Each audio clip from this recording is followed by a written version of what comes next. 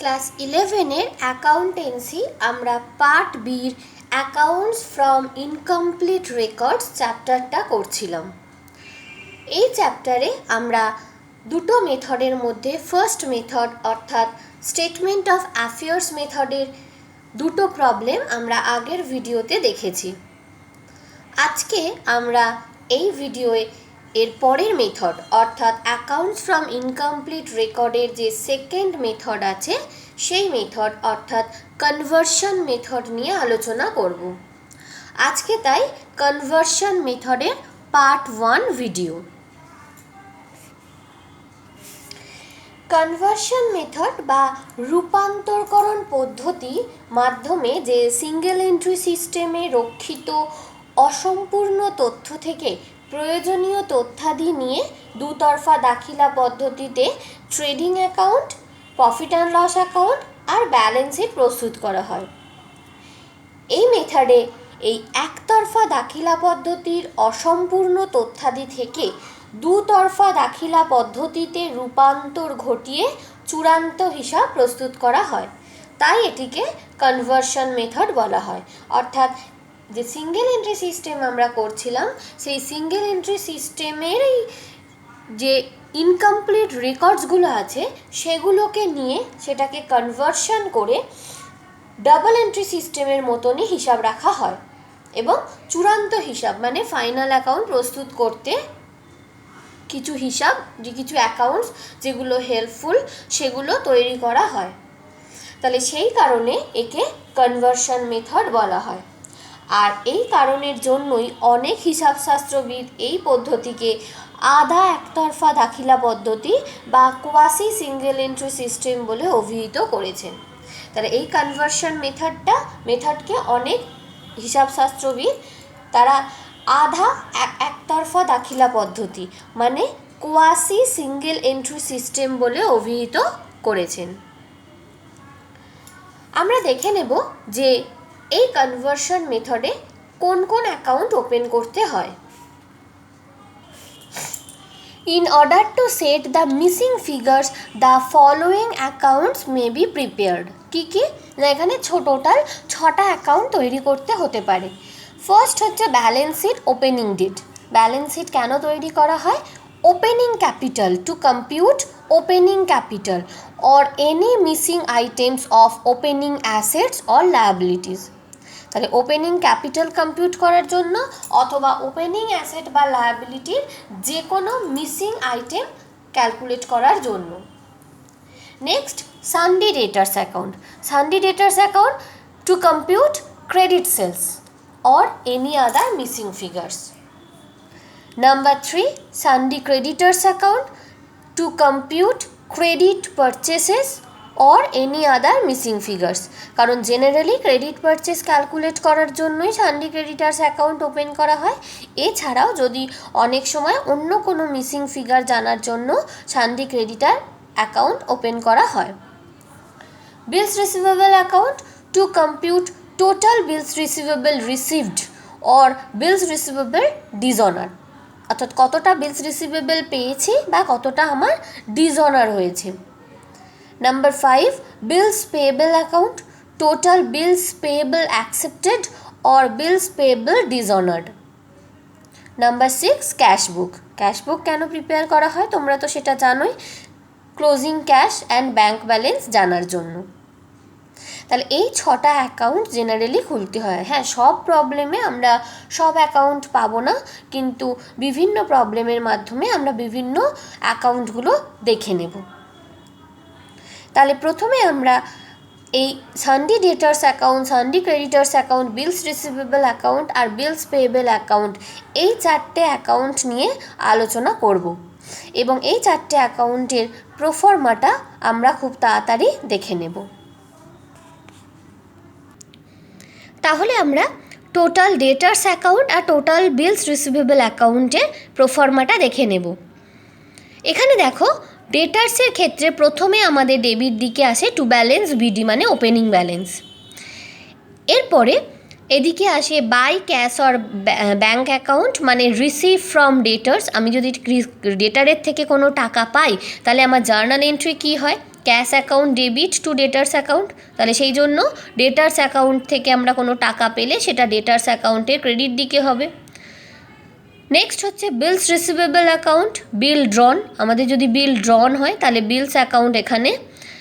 Return inward account, bad debt, discount allowed, creditors set of, মানে ক্রেডিটারের সাথে যদি কোনো সেট অফ থাকে, সেট অফ মানে কি না মিউচুয়াল সেট অফ হয়, অর্থাৎ এ বি এর থেকে 5,000 টাকা পায় এবং বি এর থেকে 3,000 টাকা পায়, তাহলে এরকম সিচুয়েশানে এ আর বি এর মধ্যে মিউচুয়াল সেট অফ হয়ে এ বিকে যে 2,000 টাকা এক্সট্রা সেটা দেবে, সেটাকেই বলা হয় mutual set of. Next closing balance. এদিকে হচ্ছে ক্রেডিট সেলস আছে, কারণ ক্রেডিট সেল হলে আমাদের জার্নাল কি হয়, debtors account debit to sales account, তাই এটা ডেবিট দিকে। বিলস রিসিভেবল ডিসঅনার, ডিসঅনার মানে কি, ডিসঅনার হওয়া মানে হচ্ছে বিলটা ক্যান্সেল হয়ে যাওয়া। কোনো যেমন চেকের ক্ষেত্রে আমাদের হয় যে হয়তো চেক না মিললে বা অন্য কোনো কারণের জন্য বা চেকে হয়তো অ্যামাউন্ট না থাকলে ব্যাংক চেক ফেরত দিয়ে দেয়, প্রত্যাখ্যান করে চেককে, সেটাকেই বলা হয় বিল ডিসঅনার। তাহলে সেই বিল ডিসঅনার হলেও চেক আমাদের কাছে বিলটা ফিরে আসছে ডেটারের কাছে, আমরা সেটা পাঠিয়ে দিচ্ছি ডেটারের কাছে, তাহলে সেই জন্য সেটা debtors account debit to bills receivable account. দেখো যখন আমরা বিল কাটছি তখন সেটা ক্রেডিট দিকে হচ্ছে, আর যখন সেই বিলটা ডিসঅনার হয়ে যাচ্ছে তখন সেটা ডেবিট দিকে হচ্ছে, কারণ যখন আমি বিলটা কাটছি তখন bills receivable account debit to debtors account হয়, আর যখন আমাদের বিলটা ফেরত চলে আসছে তখন debtors account debit to bills receivable account. আর এই বিলটা আমরা যখন অন্য কাউকে ডিসঅনার বিলটা অন্য কাউকে এন্ডোর্স করি, এন্ডোর্স মানে হস্তান্তর, সেই এন্ডোর্স করি তখন সেটাকে ক্রেডিটার বলে এখানে আসে। তাহলে এই হচ্ছে টোটাল ডেটার্স অ্যাকাউন্টের প্রোফর্মা। সেইভাবে বিলস রিসিভেবল অ্যাকাউন্টেও bill encashed by bill encashed cash or bank account, bill encashed করলে অর্থাৎ বিলের টাকা ভাঙিয়ে নিলে। By bank account discounted with bank, আমরা যদি বিলটা ব্যাঙ্ক থেকে ডিসকাউন্ট দিয়ে আগে ভাঙিয়ে নিই তাহলে সেক্ষেত্রে discounted with bank. By discount account by debtors account মানে বিল ডিসঅনার, দেখো এখানে বিল ডিসঅনার হয়েছিল, এখানে বিল ডিসঅনার, এটা কি, এটা তো একটাই এন্ট্রি, কারণ আমরা যখন বিল ডিসঅনার হয় তখন আমি কি বললাম debtors account debit to bills receivable account, তাহলে ডেটার্সের ঘরে আমি টু বিলস রিসিভেবল অ্যাকাউন্ট লিখবো আর বিলস রিসিভেবলের ঘরে বাই ডেটার্স অ্যাকাউন্ট লিখবো, তাহলে সেটাই হচ্ছে bill dishonour. By creditors account bill endorse by bills payable account set off, অর্থাৎ বিলস পেয়েবলের সাথে বিলস রিসিভেবলের যদি সেট অফ করার দরকার হয় তাহলেও সেটা এখানে সেট অফ। আর ক্লোজিং ব্যালেন্স, আর এদিকে ওপেনিং ব্যালেন্স আসে bill drawn during the period, এই টাইমের মধ্যে যদি বিল ড্রন হয় তাহলে টু ডেটার্স অ্যাকাউন্ট বলে বিল ড্রন হয়, যেটা হচ্ছে আমার এই এক এন্ট্রিটা। এই এন্ট্রিটাও আমি সেম বললাম যে বিলস রিসিভেবল যখন আমার বিল ড্রন হচ্ছে তখন bills receivable account debit to debtors account, তাহলে সেক্ষেত্রে বিলস রিসিভেবলের ঘরে টু ডেটার্স অ্যাকাউন্ট আর বিলস ডেটার্সের ঘরে বাই বিলস রিসিভেবল অ্যাকাউন্ট। তাহলে এই হচ্ছে আমাদের ডেটার্স অ্যাকাউন্ট আর বিলস রিসিভেবল অ্যাকাউন্টের প্রোফর্মা। অঙ্কটা কিভাবে আসে না, একটাই এরকম দুটোর ইনফরমেশান দিয়ে দেয়, আমাকে দুটো অ্যাকাউন্টই ওপেন করতে হয়। প্রথমে আমরা এই দুটো যা যা ইনফরমেশান দেবে সেগুলো নির্দিষ্ট জায়গায় বসিয়ে দেব এবং তারপরে আমরা বিলস রিসিভেবলকে আগে ক্লোজ করব। ক্লোজ করে আমরা ব্যালেন্সিং ফিগার পাবো, এইটা দেখো আমি এখানে লিখেইছি, আমরা বিল ড্রনটা ব্যালেন্সিং ফিগার পাবো। এই বিল ড্রনের অ্যামাউন্টটা আমাকে এখানে বসাতে হবে, বসানোর ফলে আমরা দুদিক যোগ করে এই যে ক্লোজিং ব্যালেন্সটা বা ক্রেডিট সেল, আমাদের ক্রেডিট সেলটা আমরা এখান থেকে পাবো, কারণ আমাদের অঙ্কে টোটাল ক্রেডিট সেলটাই জানতে চাইবে। আমাদের ডেটার্স অ্যাকাউন্ট আর বিলস রিসিভেবল অ্যাকাউন্টের ইনফরমেশান দিয়ে আমাদের বলবে অ্যাসার্টেন ক্রেডিট সেল, তাহলে ক্রেডিট সেল জানার জন্য আমাকে আগে বিলস রিসিভেবল অ্যাকাউন্ট ক্লোজ করতে হবে। বিলস রিসিভেবল অ্যাকাউন্ট ক্লোজ করে সেখানে আমরা এই বিল ড্রন ডিউরিং দ্য পিরিয়ড এই অ্যামাউন্টটা ব্যালেন্সিং ফিগার হিসেবে পাবো। এবার এই অ্যামাউন্টটাকেই আমি এখানে বসাবো, কেন বসাবো সেটা বললাম, কারণ জার্নালটাই এরকম হয়। এবং এটা বসানোর পর আমরা এদিকটা যোগ করে এদিকটা আমাদের কম হবে এবং যেটা আমাদের ব্যালেন্স হবে সেটাই হবে আমাদের ক্রেডিট সেলস। তাহলে এইভাবে আমরা এই অঙ্কটা করি। সেমভাবে আমাদের টোটাল ক্রেডিটার্স আর বিলস পেয়েবল রিলেটেড অঙ্ক আসতে পারে, দুটো একসাথে আসে। সেখানে আমাদের সেম ইনফরমেশান থাকবে, টোটাল ক্রেডিটার্স থেকে আর বিলস পেয়েবল থেকে ইনফরমেশান থাকবে। তো সেইভাবে সেমভাবে আমরা দুটো ইনফরমেশান বসিয়ে দেব, যার যেখানে বসানোর, যেমন ডেটার্স আর বিলস রিসিভেবলে বসিয়েছি, এবং সেইভাবে আমরা প্রথমে বিলস পেয়েবল অ্যাকাউন্টটা ক্লোজ করব। বিলস পেয়েবল অ্যাকাউন্টটা যখন ক্লোজ করব তখন আমাদের ব্যালেন্সিং ফিগারে হিসেবে আমরা পাবো এইটা, বিলস অ্যাকসেপ্টেড ডিউরিং দ্য পিরিয়ড। এটা আমরা ব্যালেন্সিং ফিগার হিসেবে পাবো, এবং এই ফিগারটাই আমি গিয়ে এখানে বসাবো, এই যে বিল অ্যাকসেপ্টেড।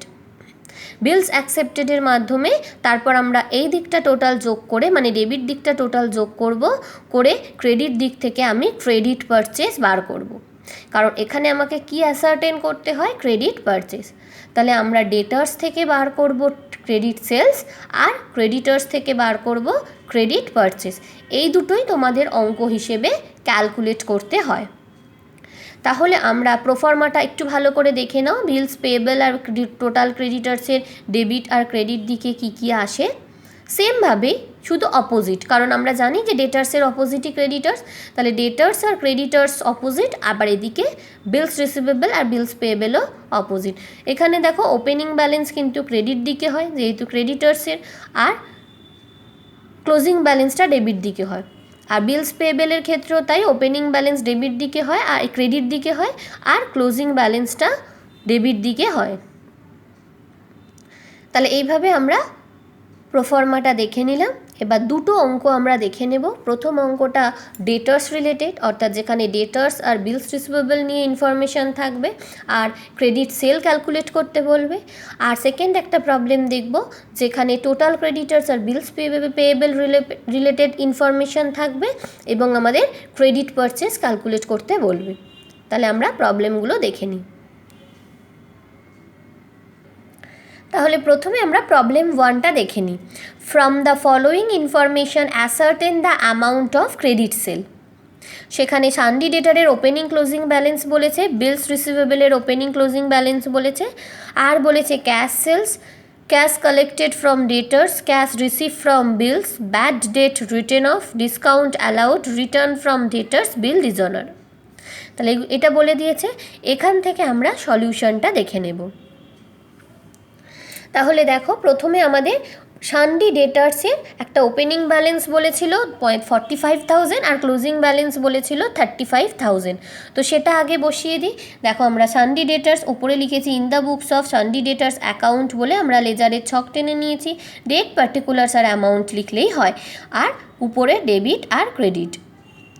তাহলে আগে আমরা ওপেনিং ব্যালেন্সটা বসিয়ে দিয়েছি, টু ব্যালেন্স বিডি বলে 45,000, আর আমরা ক্লোজিং স্টকটা জেনেছি বাই ব্যালেন্স সিডি বলে 35,000। বাট ক্লোজিং ব্যালেন্স সবসময় নিচের দিকে হয়, তাই আমি এটাকে নিচের দিকেই বসিয়েছি।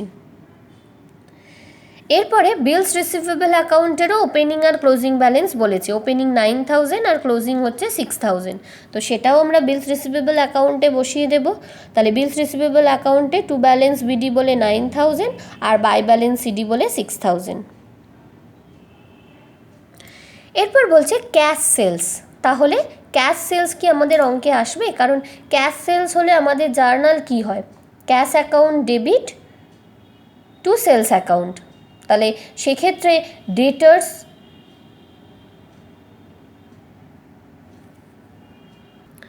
বা বিলস রিসিভেবল কোনো অ্যাকাউন্ট রিলেটেড কি আসছে জার্নালটা, তাই ক্যাশ সেলস কিন্তু এখানে আসবে না। আমরা নিচে অবশ্যই নোট লিখে দেব, cash sales will not come in sundry debtors and bills receivable account. এই নোটটা কিন্তু অবশ্যই লাস্টে লিখতে হয় যে cash sales will not come in debtors account and bills receivable account. এরপর বলছে cash collected from ডেটার্স।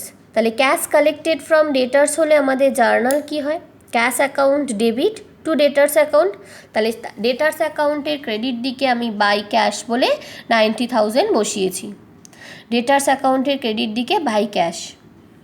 Next, cash collected এটা হলো cash receive from bills, bill থেকে ক্যাশ পেয়েছি, তাহলে সেখানেও আমরা কি করব, cash account debit to bills receivable account, তাহলে বিলস রিসিভেবলের ঘরে বাই ক্যাশ অ্যাকাউন্ট 16,000।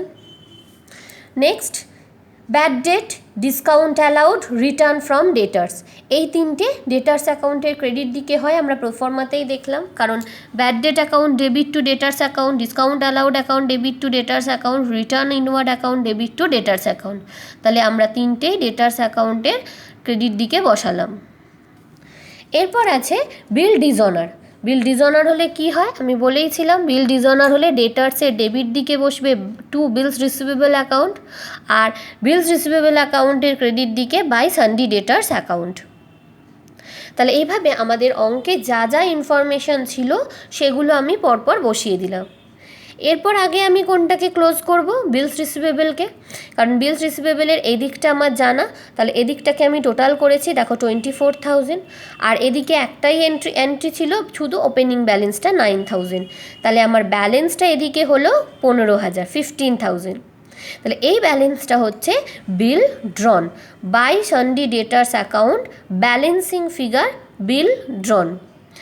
এই সানডি ডেটার্সটা আমি এইখানে ট্রান্সফার করেছি, কারণ বিল ড্রন হলে তার জার্নাল হয় bills receivable account debit to sundry debtors account, তাহলে বিলস রিসিভেবলের ঘরে টু সানডি ডেটার্স অ্যাকাউন্ট বলে যেখানে আসবে, তাহলে সেখানেই সানডি ডেটার্স অ্যাকাউন্টের ক্রেডিট দিকে বাই বিলস রিসিভেবল অ্যাকাউন্ট বলে বিল ড্রন অ্যাকাউন্ট বলে 15,000টা আমি বসাবো, অর্থাৎ এখানের যে ব্যালেন্সিং ফিগার বিলস রিসিভেবলের যে ব্যালেন্সিং ফিগার সেটাকেই আমি ডেটার্সে ট্রান্সফার করলাম। করার পর আমার ক্রেডিট দিকটা আমি টোটাল যোগ করলাম, দেখো 1,47,000 হয়েছে, আর এদিকে আমার দুটো জিনিস ছিল, ওপেনিং ব্যালেন্স আর হচ্ছে বিলস রিসিভেবল, তাহলে বাদ দিলে 1 লাখ আমার এদিকে ব্যালেন্স হচ্ছে, এই 1 লাখটাই হচ্ছে ক্রেডিট সেলস, যেটা আমার জানতে চেয়েছে। দেখো ওকে বলেইছে যে ascertain the amount of credit sales, তাহলে এই ক্রেডিট সেলটা আমি এভাবে পেলাম, যেটা হচ্ছে আমার ব্যালেন্সিং ফিগার। তাহলে এই ধরনের অঙ্কে আগে বিলস রিসিভেবল অ্যাকাউন্ট ক্লোজ করব, করে সেই ব্যালেন্সিং ফিগার অর্থাৎ যেটা হবে সেটা বিল ড্রন সানডি ডেটার্স অ্যাকাউন্টে সেটা ট্রান্সফার করব, করে আমি ক্রেডিট দিক আগে যোগ করব, করে যে আমার ব্যালেন্সটা হবে সেটা অর্থাৎ যে ডিফারেন্সটা হবে সেটা আমাদের ডেবিট দিকে ক্রেডিট সেল বলে আসবে। তাহলে বোঝা গেল আমরা সানডি ডেটার্স আর বিলস রিসিভেবল রিলেটেড অঙ্ক দেখে নিলাম। এরপরে একটা সানডি ক্রেডিটার্স আর বিলস পেবল রিলেটেড অঙ্ক দেখে নেব। প্রবলেম 2, দেখো কি ক্যালকুলেট করতে বলেছে, ascertain the amount of total purchase, credit purchase কিন্তু নয়, ভালো করে এইটা দেখতে হবে তোমাকে কি ক্যালকুলেট করতে বলেছে, এখানে কিন্তু টোটাল পারচেস ক্যালকুলেট করতে বলেছে। কী কী ইনফরমেশান দিয়েছে, সানডি ক্রেডিটার্সের ওপেনিং ক্লোজিং ব্যালেন্স দিয়েছে, বিলস পেয়েবলের ওপেনিং ক্লোজিং ব্যালেন্স দিয়েছে, ক্যাশ পারচেস দিয়েছে, cash paid to creditors, cash paid against bills payable, purchase returns, discount received. তাহলে এখান থেকে আমরা দুটো অ্যাকাউন্ট করব, সেমভাবে ডেটার্স অ্যাকাউন্টের মতনই একটা সানডি ক্রেডিটার্স অ্যাকাউন্ট করব আর বিলস পেয়েবল অ্যাকাউন্ট করব। তাহলে দেখে নিই আমরা সলিউশনটা। সানডি ক্রেডিটার্স অ্যাকাউন্ট ওপেন করেছি আর বিলস পেয়েবল অ্যাকাউন্ট ওপেন করেছি, যা যা ইনফরমেশান আমরা পেয়েছি আগে সেগুলো বসিয়ে দেব। প্রথমে দেখো সানডি ক্রেডিটার্সের ওপেনিং আর ক্লোজিং, সানডি ক্রেডিটার্স অ্যাকাউন্টের ওপেনিং কোন দিকে হয়, ক্রেডিট সাইডে, তাই বাই ব্যালেন্স বিডি বলে আমি ক্রেডিট সাইডে 6,000 বসিয়েছি, আর টু ব্যালেন্স সিডি বলে 4,000 বসিয়েছি। আর বিলস পেয়েবল অ্যাকাউন্টেরও ওপেনিং আর ক্লোজিং ব্যালেন্স আছে, সেটাও আমি বসিয়ে দিয়েছি, বিলস পেয়েবলের ক্রেডিট দিকে বাই ব্যালেন্স বিডি ওপেনিংটা, আর ডেবিট দিকে টু ব্যালেন্স সিডি বলে ক্লোজিং ব্যালেন্সটা বসিয়ে দিয়েছি। এরপর কি বলেছে, ক্যাশ পারচেস, ক্যাশ সেলসের মতন ক্যাশ পারচেসও আমার অঙ্কে আসবে না, তাই আপাতত এটা এখন কিছু করছি না। ক্যাশ পেড টু ক্রেডিটার্স, তাহলে creditors account debit to cash account, তাহলে ক্রেডিটার্স অ্যাকাউন্টের ডেবিট দিকে to cash account 30,900। Cash paid against bills payable, সেমভাবে bills payable account debit to cash, তাহলে বিলস পেয়েবল অ্যাকাউন্টে টু ক্যাশ অ্যাকাউন্ট বলে বসিয়ে দিয়েছে। নেক্সট বলছে পারচেস রিটার্ন আর ডিসকাউন্ট রিসিভড, যেরমভাবে আমরা সেলস রিটার্ন আর ডিসকাউন্ট অ্যালাউড করলাম সেমভাবে সানডে ক্রেডিটার্সের ডেবিট দিকে পারচেস রিটার্ন অ্যাকাউন্ট আর ডিসকাউন্ট রিসিভড অ্যাকাউন্ট বসিয়ে দিলাম। তাহলে যা যা ইনফরমেশান আমি পেয়েছিলাম বসিয়ে দিলাম। কোন অ্যাকাউন্টটাকে আগে ক্লোজ করব? বিলস পেয়েবল। এখানে আমরা বিলস পেয়েবলের এদিকটায় ক্যাশ অ্যাকাউন্ট আর ব্যালেন্স সিডি দুটো আছে, যোগ করলাম 15,800, আর এদিকে ওপেনিং ব্যালেন্সটাই শুধু ছিল 5,000। তাহলে আমার ব্যালেন্সটা কত বেরোলো? আমার ব্যালেন্সটা বেরোলো 10,800। তাহলে এই 10,800টা বিলস অ্যাকসেপ্টেড, সেটা আমি সানডে ক্রেডিটার্স অ্যাকাউন্টে ট্রান্সফার করব। তাহলে এখানে আমি লিখলাম টু বিলস পেয়েবল অ্যাকাউন্ট বিলস অ্যাকসেপ্টেড 10,800। এবার আমি সানডে ক্রেডিটার্স অ্যাকাউন্টটাকে ক্লোজ করব। তাহলে আগে ডেবিট দিকটা যোগ করি, করে দেখো 47,900, আর এদিকে আমার শুধু ওপেনিং ব্যালেন্স ছিল 6,000। তাহলে আমাদের ব্যালেন্স যেটা হলো সেটা হচ্ছে 41,900, যেটা হচ্ছে আমাদের credit purchase balancing figure. Credit সেলসের মতন আমরা আগের অঙ্কটার মতন ক্রেডিট পারচেস বার করে নিলাম। কিন্তু এখানেই আমাদের অঙ্ক শেষ নয়। আমাদের অঙ্কে কি জানতে চেয়েছিল? টোটাল পারচেস জানতে চেয়েছিল, তোমার থেকে ক্রেডিট পারচেস জানতে চাইনি। কি অ্যাসার্টেন করতে বলেছে? Ascertain the amount of total purchase. তাহলে টোটাল পারচেস মানে কি? Cash purchase plus credit purchase, সেটাই আমাদের টোটাল পারচেস। তাহলে নিচে আমরা দেখিয়ে দেব total purchase is equal to cash purchase plus credit purchase. তাহলে ক্যাশ পারচেস আমাদের অঙ্কে বলেই ছিল 25,800 বলা ছিল, আমি সেটা বসালাম। আর ক্রেডিট পারচেস আমি ক্যালকুলেট করলাম 21,900, সেটা দেখালাম। তাহলে আমাদের টোটাল পারচেস কত বেরোলো? 67,700। তাহলে এইভাবে আমরা টোটাল পারচেস ক্যালকুলেট করব। আগের অঙ্কটায় ডেটার্সে দেখো টোটাল সেলস কিন্তু তোমার থেকে চাইনি, তোমার থেকে শুধুমাত্র ক্রেডিট সেলসই চেয়েছিল। তাহলে সেক্ষেত্রে যদি অঙ্কে ক্যাশ সেলস থাকে তাহলে আমরা লাস্টে নোট লিখে দেব যে cash sales Sunday debtors account বা বিলস রিসিভেবল অ্যাকাউন্টে আসে না। কিন্তু এই অঙ্কটায় তোমাকে টোটাল পারচেস জানতে চেয়েছে, তাই ক্যাশ পারচেস আর ক্রেডিট পারচেস যোগ করে আমার টোটাল পারচেসের অ্যামাউন্টটা আমি অঙ্কে দেখিয়ে দেব। তাহলে এইভাবে আমাদের কনভার্সন মেথডের অঙ্ক আসে। এটা কিন্তু পরীক্ষায় আসে এই কনভার্সন মেথড। তোমরা লাস্ট কয়েক বছরের কোশ্চেন দেখলেই বুঝতে পারবে যে কনভার্সন মেথড কিন্তু প্রায়ই আসে, বা বলতে পারি আমরা লাস্ট কয়েক বছর এই কনভার্সন মেথডে কিন্তু আসছে। তাই এই কনভার্সন মেথডের অঙ্ক ভালো করে প্র্যাকটিস করতে হবে। নেক্সট ডেতে আমরা অন্য কয়েকটা অঙ্ক করব এই কনভার্সন মেথডেরই, এবং তার সাথে কয়েকটা ছোট ছোট অঙ্ক করব। ছোট অঙ্ক মানে 1 মার্কসের তোমাদের যে কোয়েশ্চেন আসে বা এমসিকিউ আসে, সেখানেও কিন্তু এই কনভার্সন মেথড থেকে একটু ঘুরিয়ে দিয়ে 1 মার্কসের কোয়েশ্চেন হিসেবে অঙ্ক আসে। তো সেই রকম কিছু অঙ্ক আমরা নেক্সট ভিডিওতে দেখে নেব।